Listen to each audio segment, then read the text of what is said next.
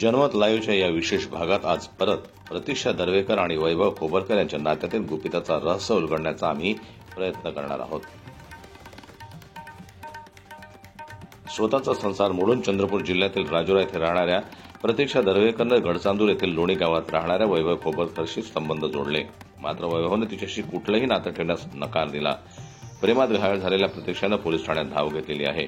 या प्रकरणात वैभव विरोधात गुन्हा दाखल करण्यात आला। या संपूर्ण प्रकरणात वैभवच्या नातेवाईकांनी उडी घालत प्रतीक्षाला थेट जीवे मारण्याची धमकी देखील दिल्याचं समजतं। आम्ही आला इथे कोरपणा गावाला आणि वैभव खोबरकरकडे आम्ही त्यांची प्रतिक्रिया जाणून घेण्याचा प्रयत्न केला, पण ते बाईट द्यायला तयार नाही आहे। तर ज्यांचं खरं असलं तो बोलायला कधी घाबरत नाही, पण याच्यावरून तुम्ही समजू शकता काय आहे। आम्ही खूप प्रयत्न केला त्यांना विचारण्याचा, पण ते बिलकुलच तयार नाही बाईट द्यायला। जनमत लाईव्हने या प्रकरणात वैभवच्या गावी भेट देऊन त्याचे या बाबतीत काय मत आहे हे जाणून घेण्याचा प्रयत्न केला, परंतु वैभवनं कॅमेऱ्यासमोर बोलण्यास नकार दिला। आमचे प्रतिनिधी वैभवशी भेटायला त्याच्या दुकानात गेले असता त्यांना तिथून देखील पळ काढला।